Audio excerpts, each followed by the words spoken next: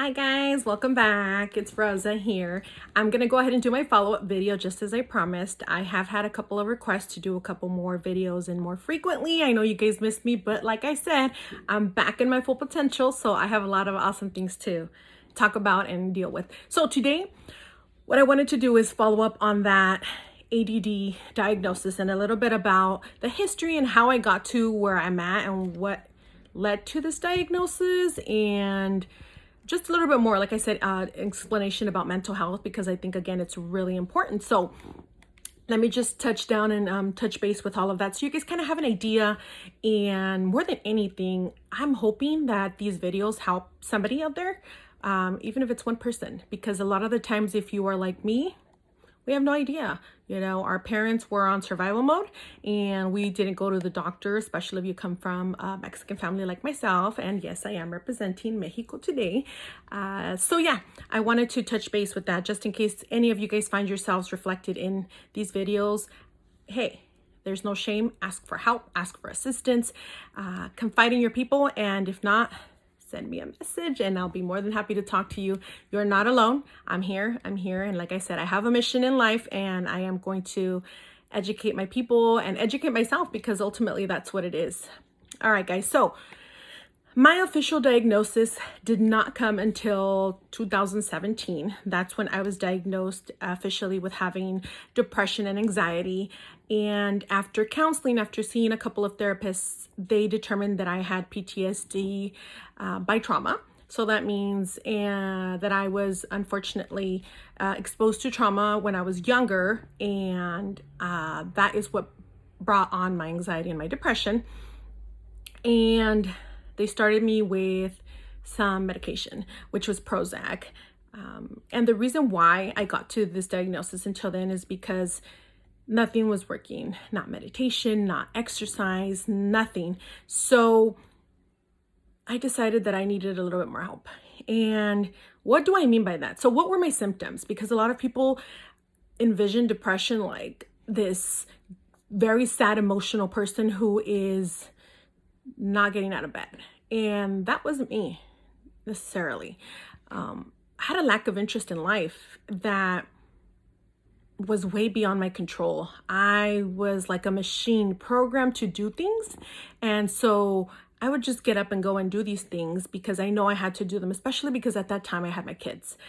But did I do them with, this amazing and resilience that I wanted to? No, that's not how it came.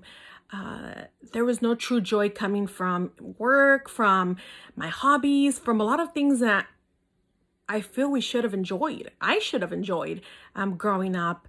Another thing that I realized, and it kind of played more into its role recently, was my sleeping patterns. I could sleep all day and all night. I would call them sleepathons. I could sleep 16 hours.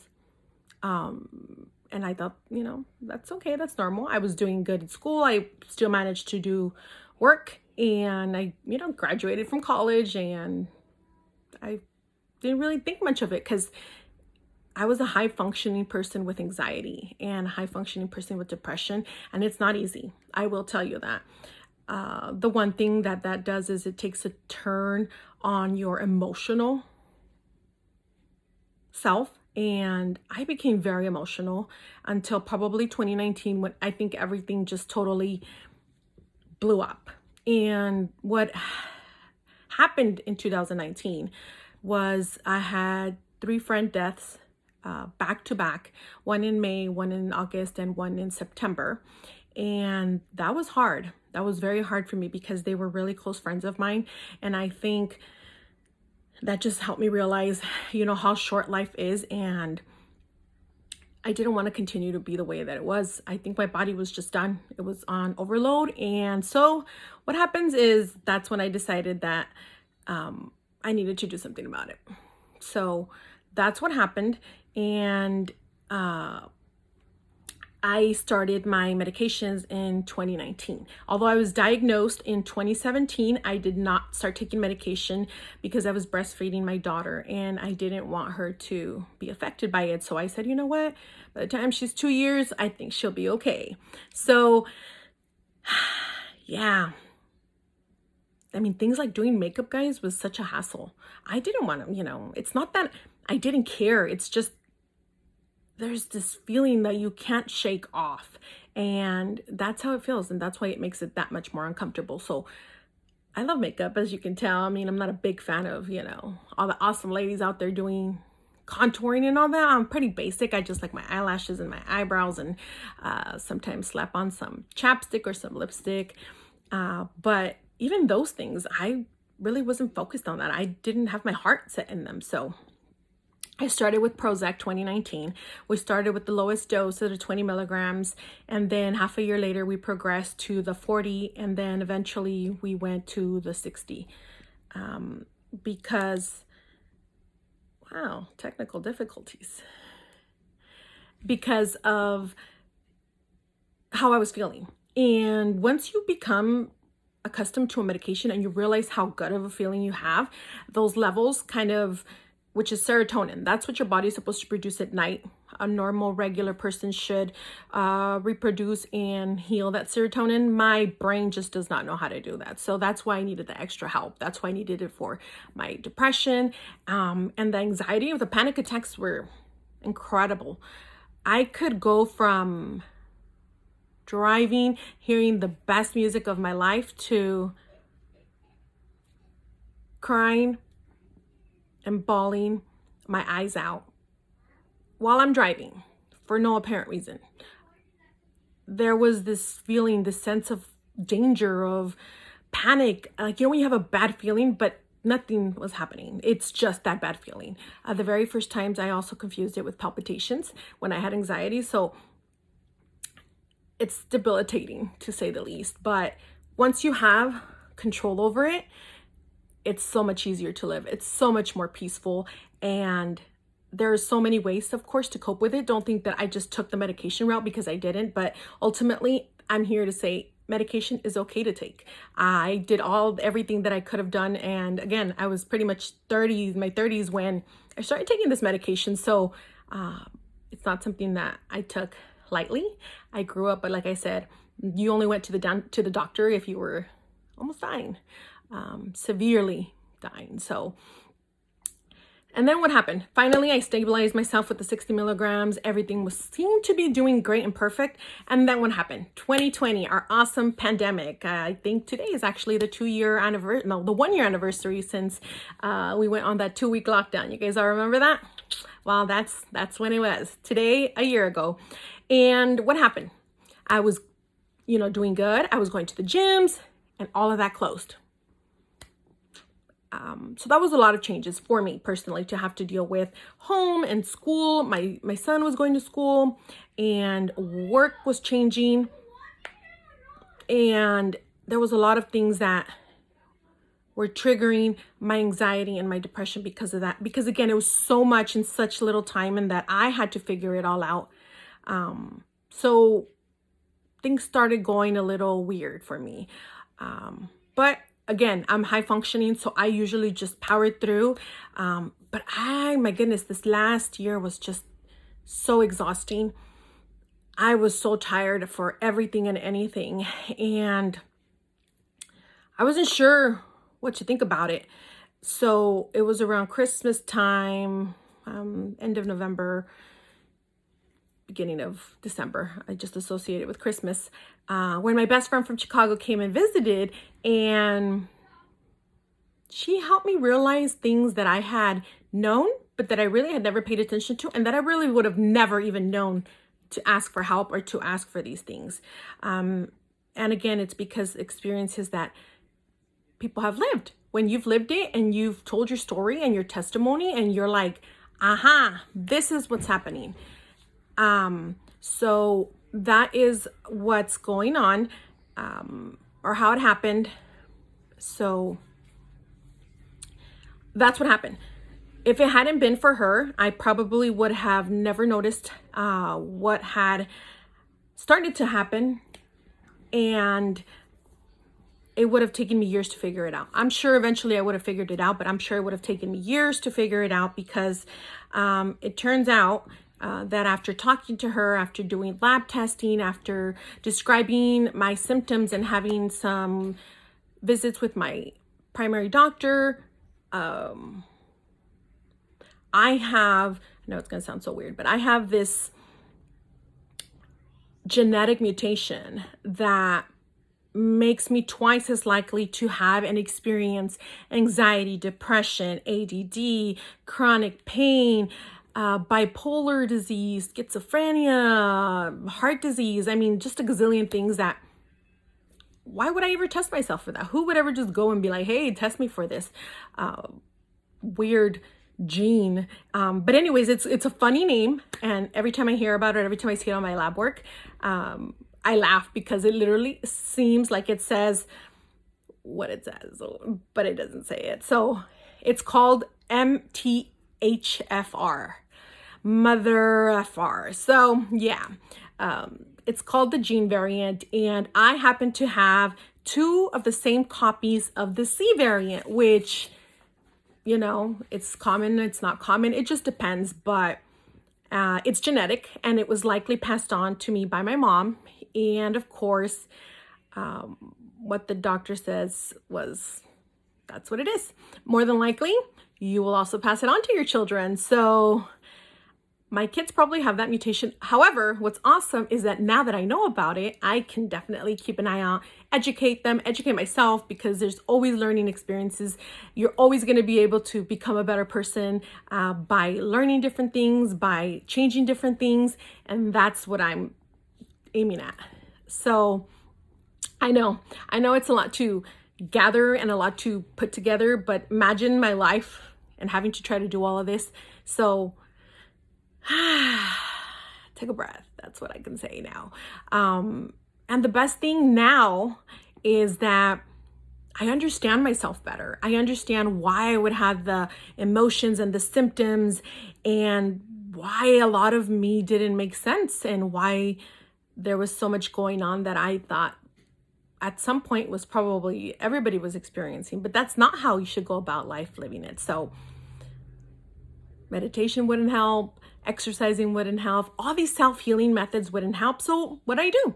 I went to my last resort, which was sometimes I feel like something I should have done before, but I didn't. And it's unfortunate because some people have probably had to see the negativity in all of that of me, you know, because it makes you a more complicated person in a certain sense.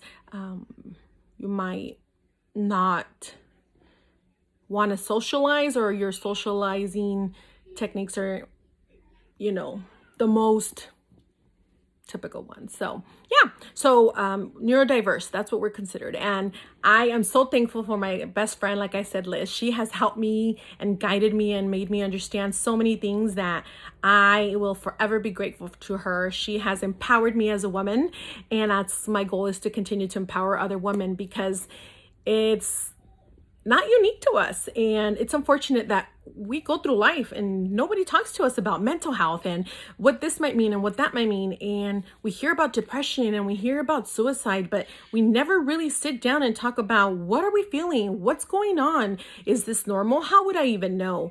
Until sometimes it's too late. And so the goal, again, is to spread the word of educating each other, ourselves.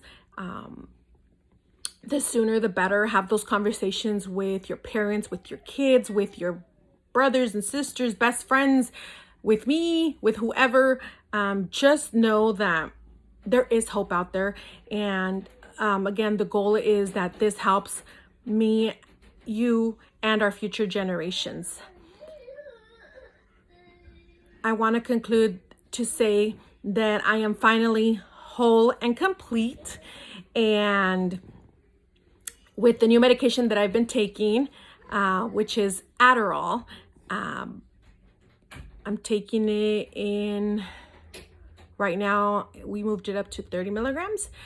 It is a controlled substance, so I want you guys to be aware of that. So it's not something that you can just go and ask your doctor and, hey, I want Adderall, this is what's gonna happen. They will likely not just give it to you, but it is a controlled substance and it does help. It makes me feel normal.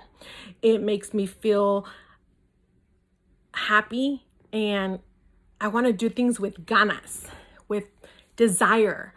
I I feel alive, and I had not felt that in very many years.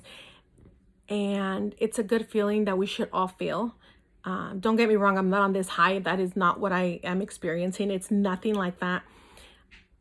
It is just simply a sense of normalcy, if you will.